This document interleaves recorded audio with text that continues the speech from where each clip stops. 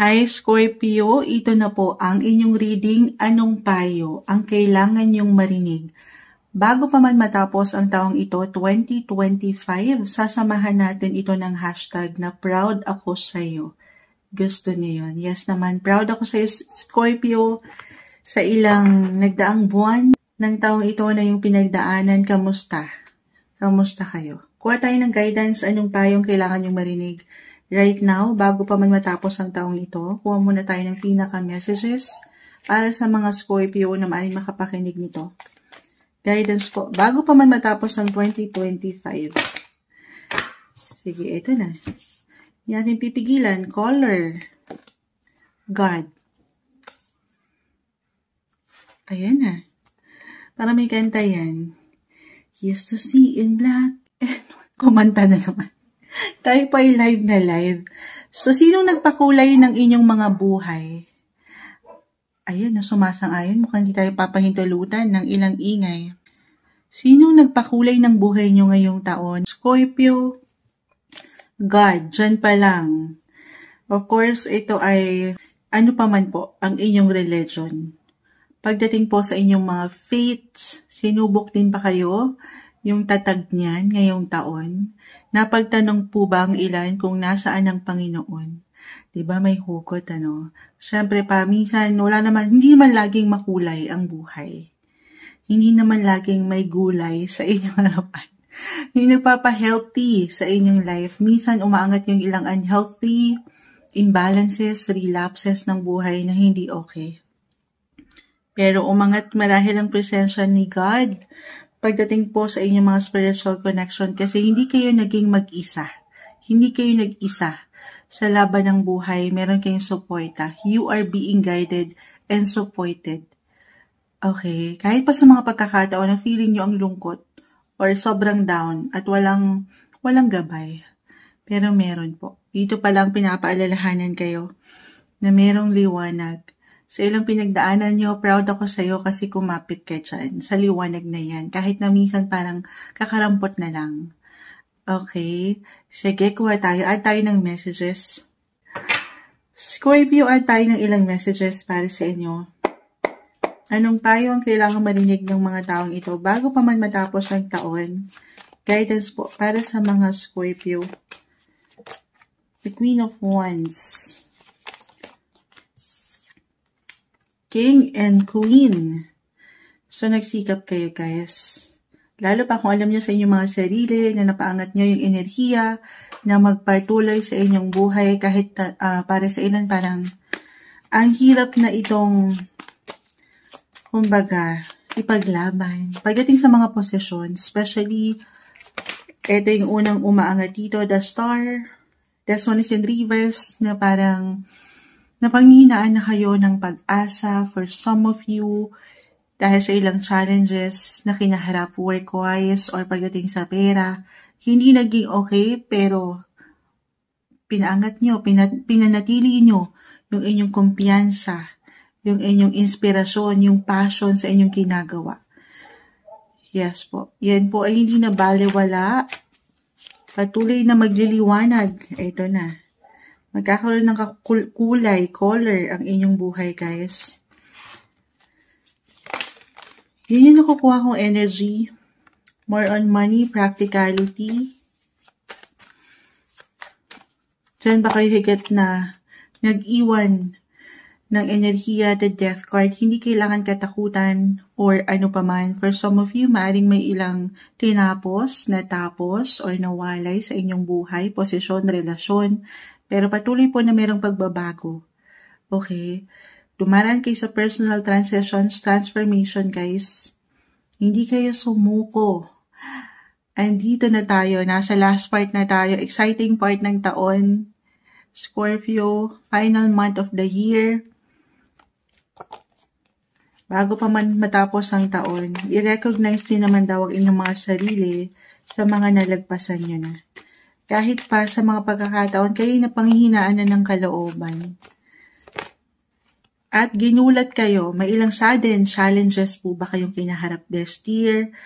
With the Tower, ito yung wala tayong control eh. Wala naman talaga tayong control sa lahat ng bagay, sitwasyon na pwedeng ihain ng universe, pero ginulat man kayo ng mundo or ng ilang sitwasyong ito, hindi kayo nagpatinag, hindi kayo nagpatalo. Andito again, king and queen, yung kumpiyansa na ito'y mapangahawakan. 5 of Cups. Ayan, medyo nalugmok ang ilan, yung pakiramdam na gano'n, low-key. Pagdating sa money, meron ba kayong hinihintay o hinihintay pa rin hanggang ngayon pero hindi naging maganda yung flow? Or meron bang ilan sa inyo, in a way, hindi umayon yung mga kagustuhan nyo na, sa resulta na gusto nyong makita?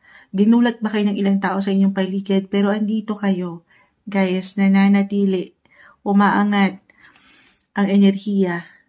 Patuloy kayong maniwala with a star.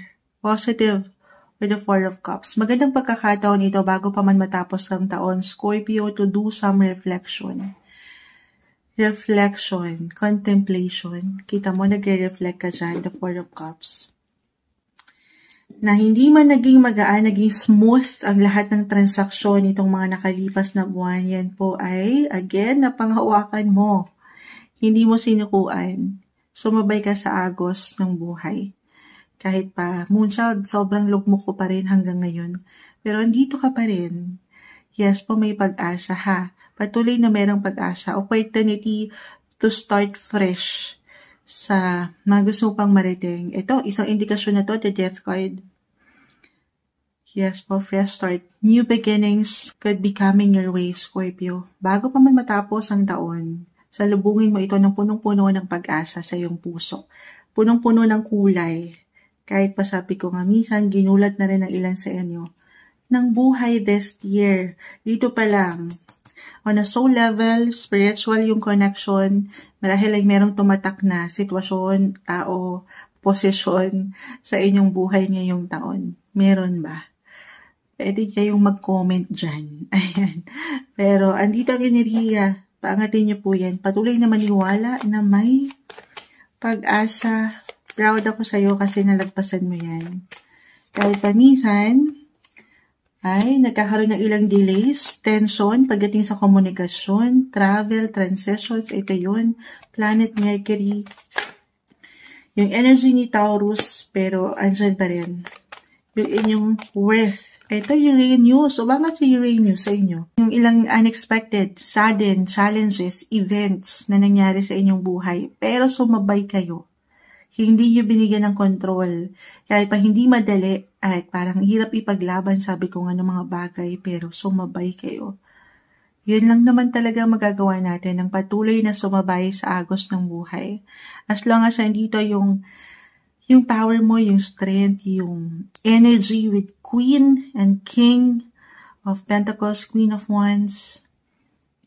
Ayan, yung pagtitiis nyo, pagsisikap nyo, paghihintay nyo, na para sa ilan I feel na hindi pa rin nakukuha yung gustong makita.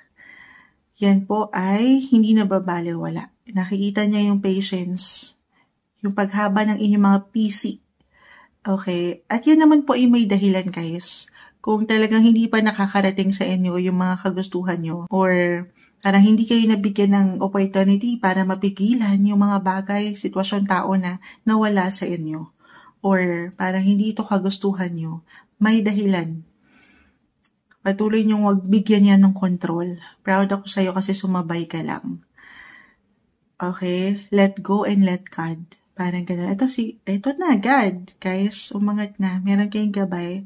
Pahintulutan niyo siyang gumawa ng mga bagay na labas na sa inyong control. Okay, as long as nandito kayo sa tama, pinaangat niyo ang inyong kakayanan, binigay niyo yung best niyo, huwag niyong pigilan. Go with the flow. Let things flow naturally sa inyong buhay. At dyan, sabi ko nga, meron at meron pong dahilan, lalo pa sa mga pagkakataon na hindi nyo gusto yung nangyayari. Sa totoo lang, I feel with your cards na para bang nilayo kayo niyan sa ilang kapahamakan. Yes po. May mga bagay na taliwas sa mga kagustuhan natin, pero nangyayari. Kasi nga, para rin po yun sa higit niyong ikabubuti. Proud ako sa'yo kasi sinabayan mo ang agos ng buhay na ito. Ito yung umaangat na guidance payo na marahil kailangan yung marinig bago pa man matapos ang taong ito, 2025, Scorpio.